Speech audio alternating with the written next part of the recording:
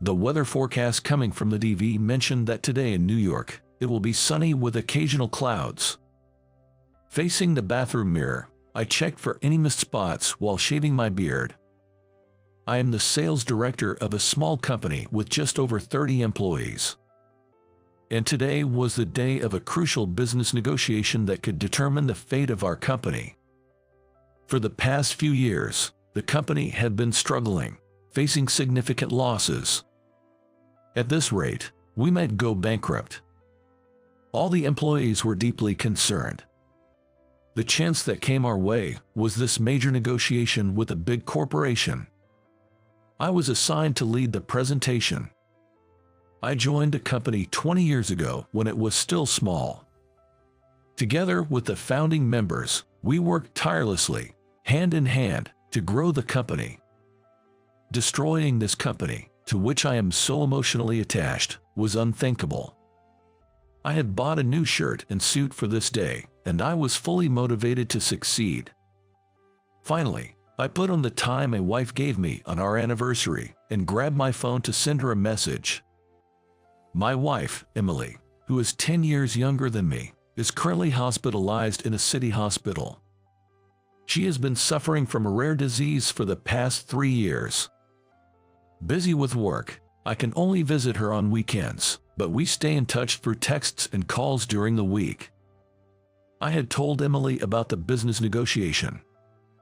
When I messaged, "I'm heading out," she replied, "Good luck." During our last phone call, she expressed concern, saying, "I'm sorry I can't be there to support you at such a critical time." I responded with a laugh, "Then send me a fighting spirit text on the day of the negotiation." It's already this late. I chose an unused luxurious leather bag and put on the most expensive brand shoes I own. My attire was perfect. I had spent all of last night revising the documents. For several months, I had been preparing tirelessly, sparing little time for sleep. Confident, all that was left was to present. Full of determination, I took my usual crowded train to the office. Upon arriving at the office, I greeted my colleague James, who sits next to me. "Good morning, James." "Oh, good morning, David.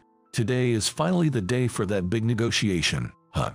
James is the deputy sales director, having joined the company in the same year as me. Just as James said, "Good luck," my phone rang. Looking at the screen, it was from the hospital where Emily is admitted. I had a bad feeling. When I answered the call, the woman on the phone said, "Are you Emily's husband?" Just now, her condition suddenly worsened, and she's in a very critical state. She's currently undergoing treatment in the ICU. Critical state. Please come to the hospital immediately. Is Emily going to die? No way. We just exchanged messages a little while ago. Shocked by the sudden news, I was visibly shaken. James approached me, noticing my distress. "David, what's wrong? You look pale. Did something happen to Emily?" "James, Emily. Her condition has suddenly worsened." "What? Then you must go to the hospital right away." "But I have an important business negotiation coming up." "Idiot. Is this the time to be saying that? If you don't go now, you might never see Emily again." James grabbed my shoulders and shook me. "But what will happen to the company if today's negotiation fails? If I don't go, no one else can take my place. If today's negotiation fails, the company could collapse. If the company that we've worked so hard to grow goes bankrupt, dozens of people, including the families of our employees, will be left destitute. I can't just think of myself and let such a situation happen. I can cause trouble for so many people. But if Emily dies while I'm at the negotiation..." Thinking of the worst-case scenario, I broke out in a cold sweat. As I continued to struggle internally, James spoke to me. "Is this the time to hesitate? I'll go to the negotiation in your place. You need to get to the hospital, otherwise, you'll regret it for the rest of your life." "But James, you don't know the content of the presentation, do you? There's no time left before the negotiation. Can you really take over without any preparation? Don't worry, I've been in sales for 20 years. I'm a veteran. Don't worry about that and go see Emily. You still have things you want to say to her, right? Things I want to say to Emily. Yes, there's something I haven't told her. I need to tell her, thank you for marrying me. Thank you for being with me and loving me. I've always been too shy to say it, but I want to tell her properly now. It's too painful to not be by her side while she's suffering. At least in her final moments, I want to hold her hand so she doesn't feel alone. Just leave the negotiation to me. Encouraged by James's words, I stood up from my seat. Thank you, James. I'm counting on you. I handed the presentation documents to James and headed to the hospital where my wife was. I ran from the station to the hospital and arrived at the ICU. I asked a nurse there, "Excuse me, how is Emily's condition?" The nurse replied, "Emily, she's not here." I felt as if all the blood had drained from my body. My mind went blank. Then the nurse said, "Emily has just finished her treatment and has been moved back to her regular room." Hearing that, I rushed to her room as if shot from a cannon. "Please don't run in the hallway." I heard a nurse's voice from behind, but I couldn't pay attention to that. When I entered the room, Emily was sleeping on the bed. "Emily," I called out to her hesitantly. Then, Emily's eyes suddenly opened. "Emily." Seeing my face, Emily smiled her usual smile. "David, what happened? Don't you have an important negotiation today? Are you okay?" "Emily, I'm so relieved." I knelt in front of the bed and held Emily's hands in mine. "You were just on the brink of life and death." Hearing that, Emily looked shocked. "I'm so glad Emily is safe. I'm so glad I could see her again." Tears of relief streamed down my cheeks. Then Emily, too, started crying. "David, I'm fine now, so you should hurry to the negotiation." Emily said that to me. Hearing this, and after being assured by Dr. Smith that Emily's condition was stable, I headed to the client's company. On the train, I looked at my watch and realized that the negotiation had already started. It might be too late to go now. This thought filled me with anxiety. But there might still be a chance. Hoping against hope, I found myself standing in front of the client's building. At that moment, I saw James coming out. Had the negotiation already ended? What was the result? Feeling anxious, I called out to James. "James." Noticing me, James approached. "David, how's Emily? Is she okay?" I responded to James' concerned voice. "Yeah, thankfully she's miraculously recovered and is now stable." James looked relieved. "That's good to hear." "But James, how did the negotiation go?" When I asked about it, James' expression turned serious. "Well, the presentation material you prepared with so much effort, it wasn't useful." Hearing James' words, I was stunned.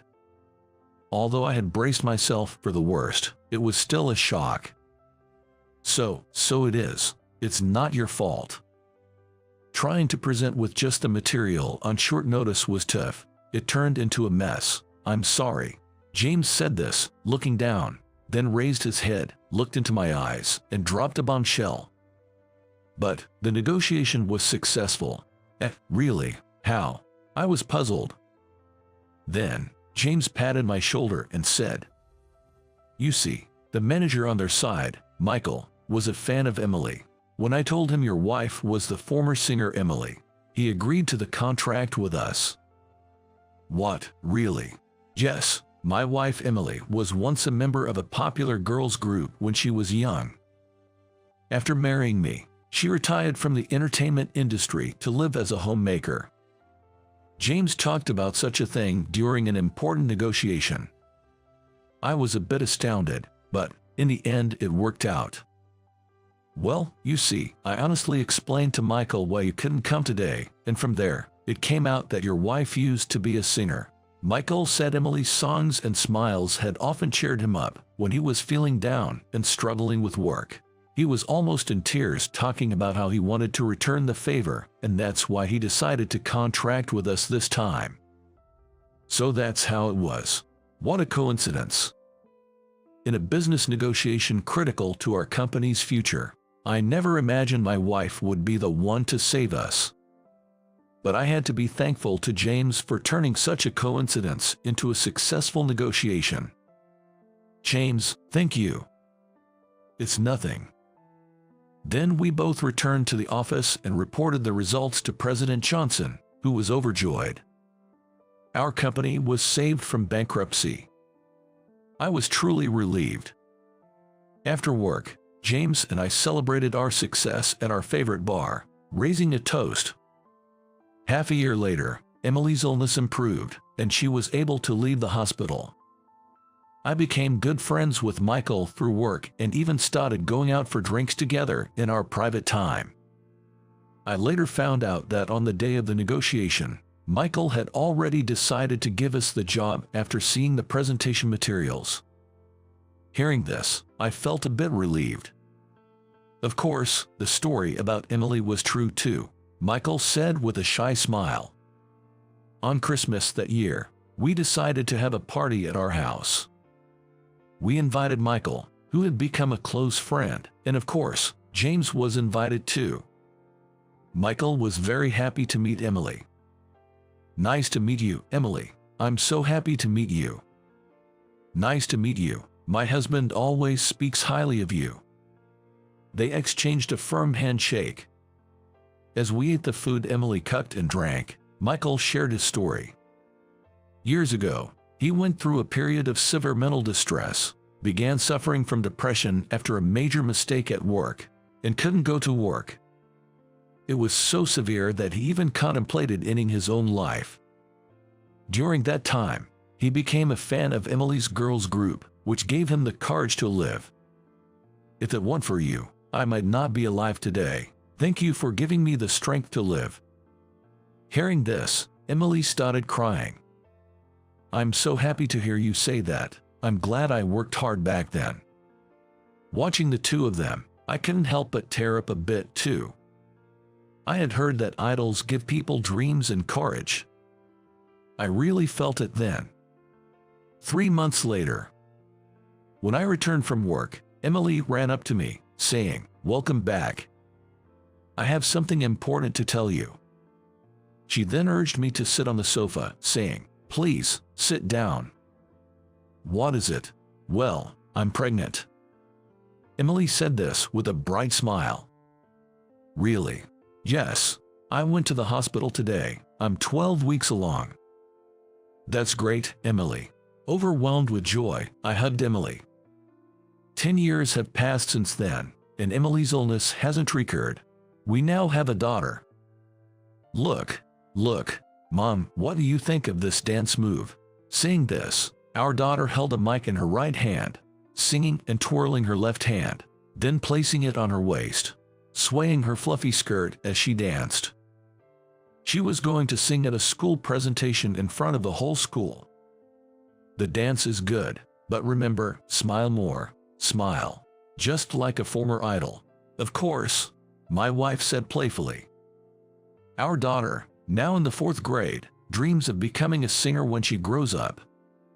She was inspired by watching DVDs of Emily's performances, seeing how the audience smiled while listening to her songs. I want to give people energy with my songs, just like Mom. That's her recent catchphrase. Watching our daughter sing, my wife and I exchanged smiles.